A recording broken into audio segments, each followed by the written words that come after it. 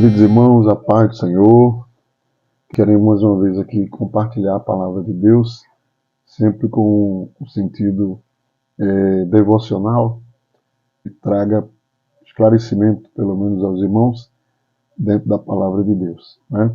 Então, um tema recorrente que sempre alguém pergunta: Pastor, Balaão era um profeta do Senhor ou não era um profeta de Deus, né?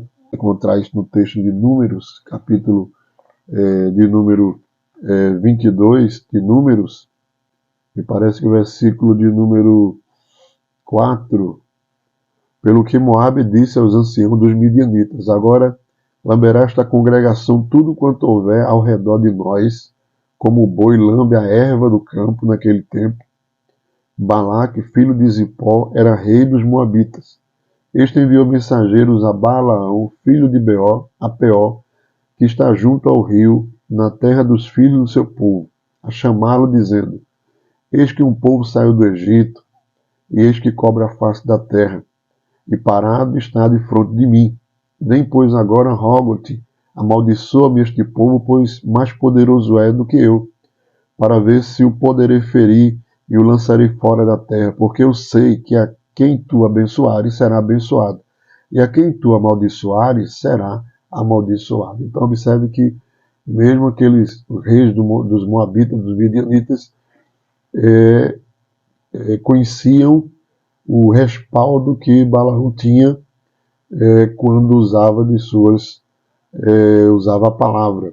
Então, se Balaão não tivesse um respaldo anterior, não tivesse feitos anteriores, não tivesse uma manifestação, uma aprovação anterior, eles não iriam a Balaão buscar o que eles achavam que era uma forma de vencer um inimigo perigoso que estava vindo a caminho, destruindo tudo, e a fama já tinha chegado até eles. O versículo 7, que é onde geralmente os irmãos questionam, desse capítulo 22, que diz: então foram os anciãos dos Moabitas e os anciãos dos Midianitas com o preço dos encantamentos nas mãos e chegaram a Balaão e lhe disseram as palavras de Balaque.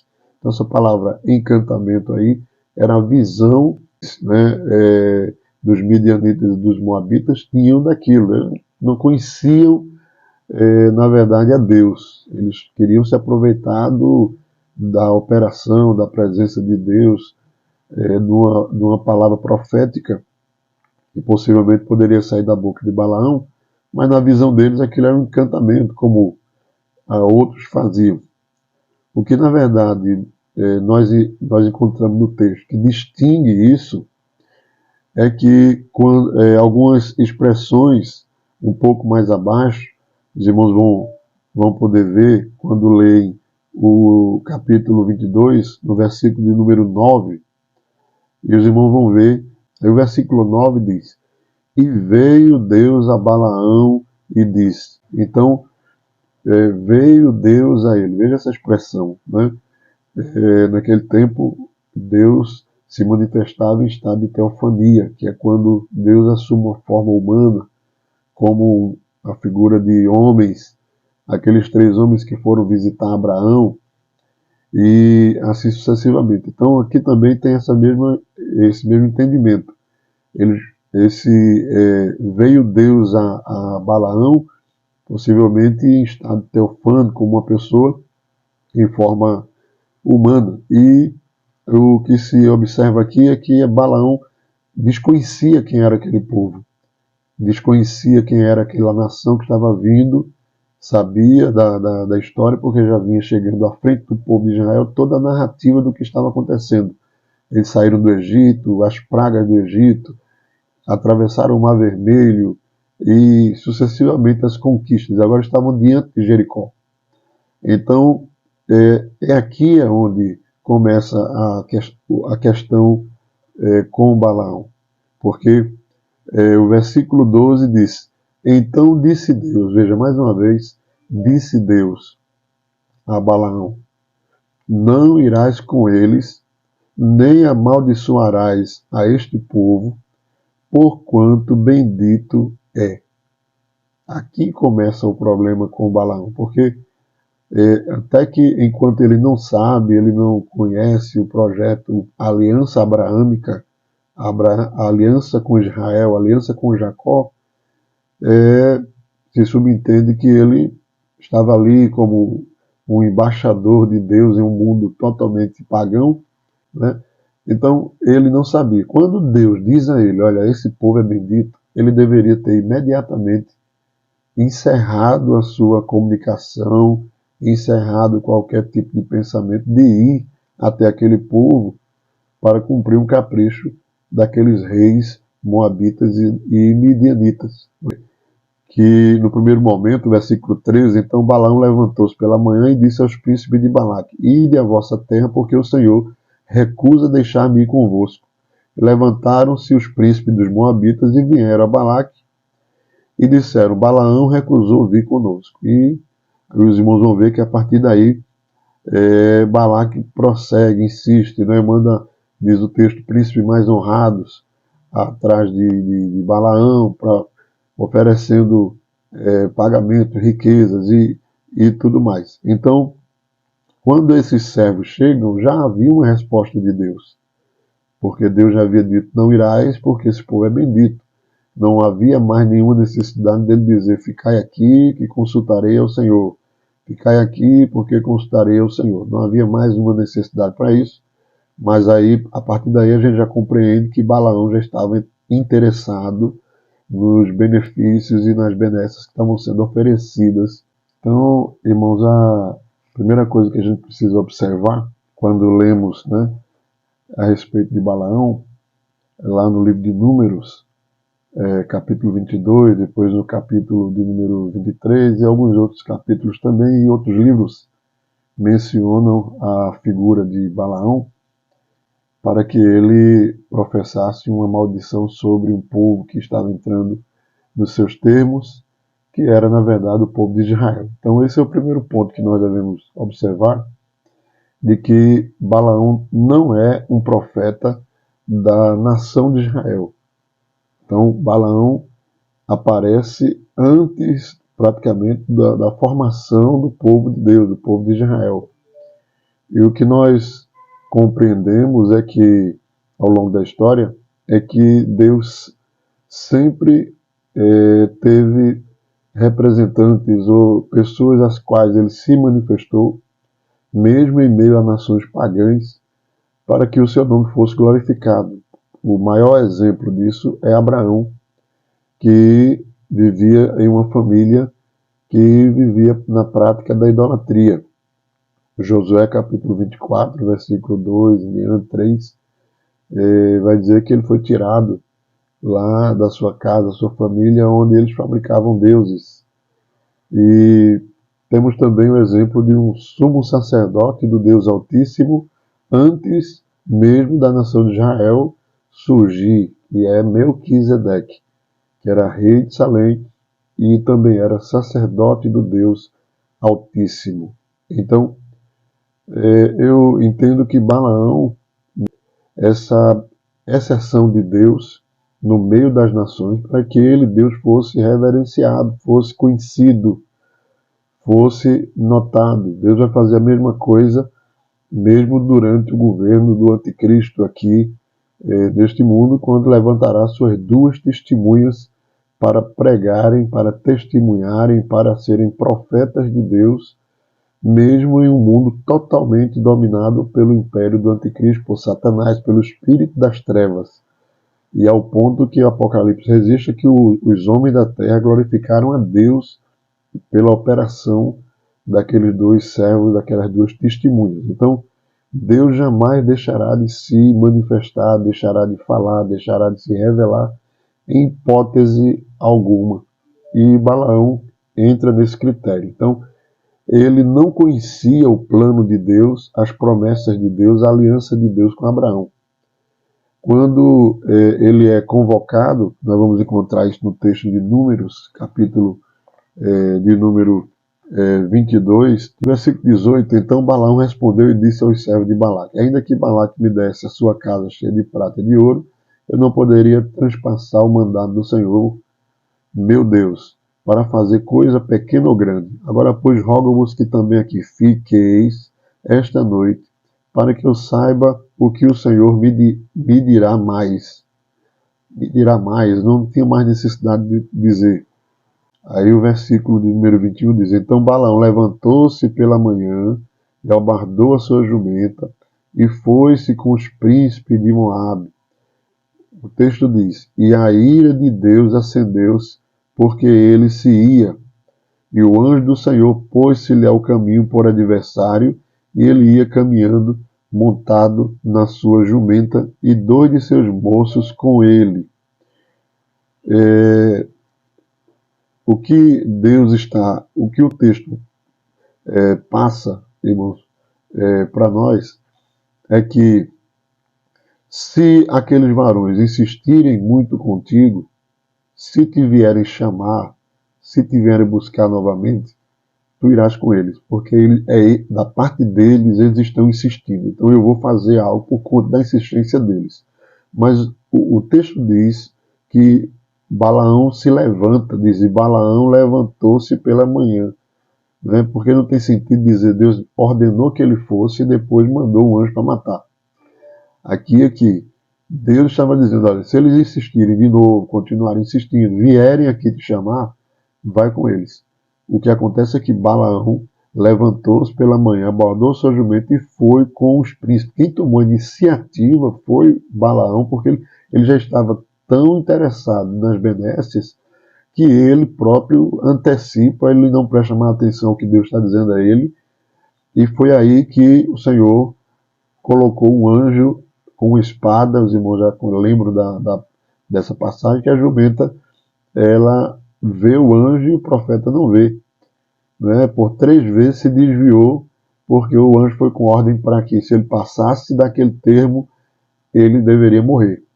Então, mais uma vez, Deus tem misericórdia de Balaão, né, quando autoriza ele a que ele fosse, né, depois que ele tem a visão do anjo que está diante dele, e ele profere oráculos. Né?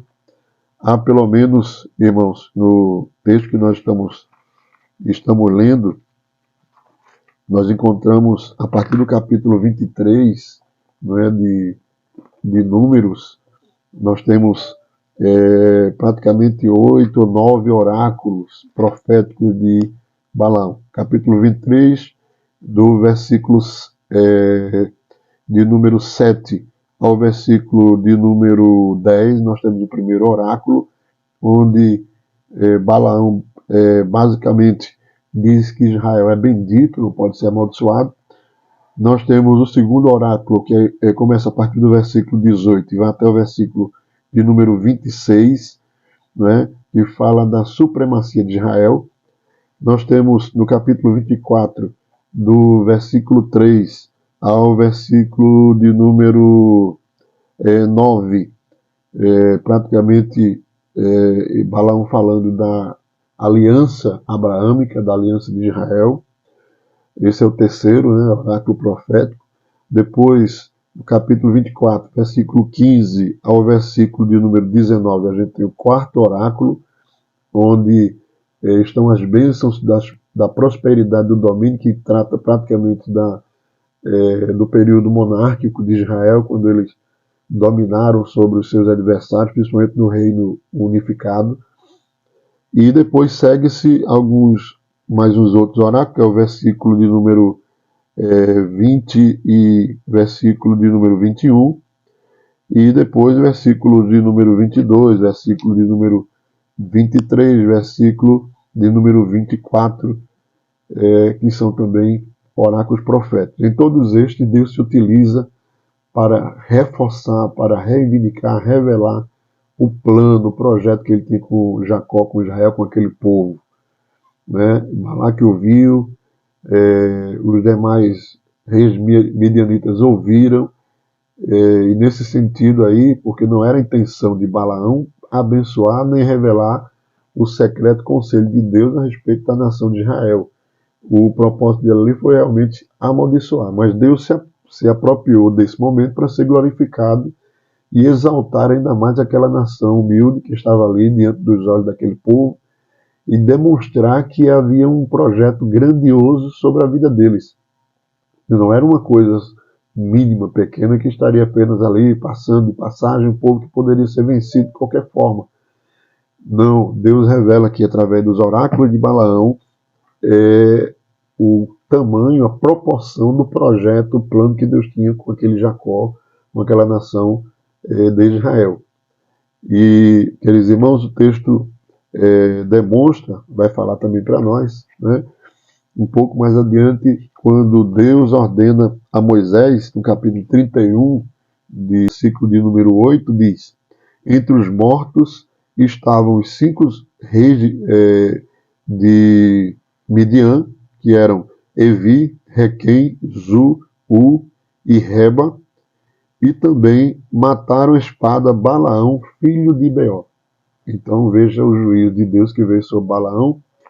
E o livro de Judas, né, lá no Novo Testamento, o livro de Judas, no versículo de número 11, diz a razão central, quando diz: ai deles porque entraram pelo caminho de Caim e foram levados pelo engano do prêmio de Balaão e pereceram na contradição de Coré. Então, o Balaão estava atrás de lucro, né, de ganhos, por isso foi julgado.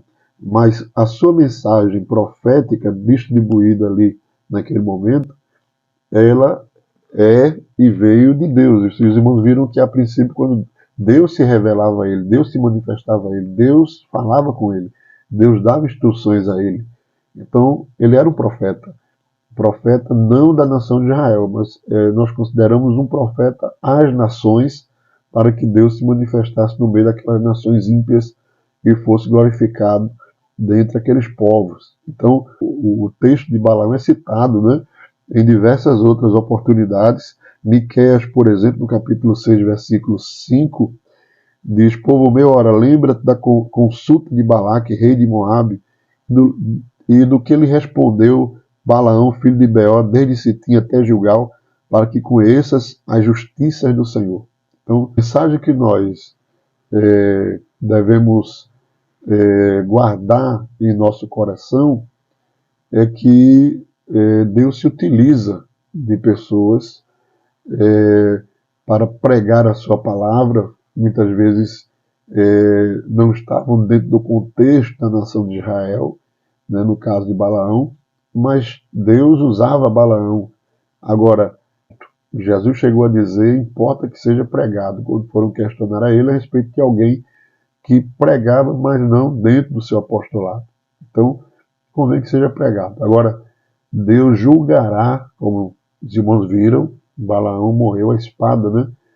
E o julgamento junto com os reis pagãos. Quer dizer, um homem que, a princípio, seria um instrumento de Deus, deveria ter sido honrado, deveria ter obedecido, e no final foi praticamente colocado numa mesma dispensação com os ímpios, por conta da sua arrogância, por conta da sua ambição. Então, que Deus nos ajude, queridos irmãos, que nós possamos perseverar em servir ao Senhor e não devemos nos impressionar com quem Deus se utiliza em determinado momento e aquela pessoa é usada por Deus e foi usada por Deus.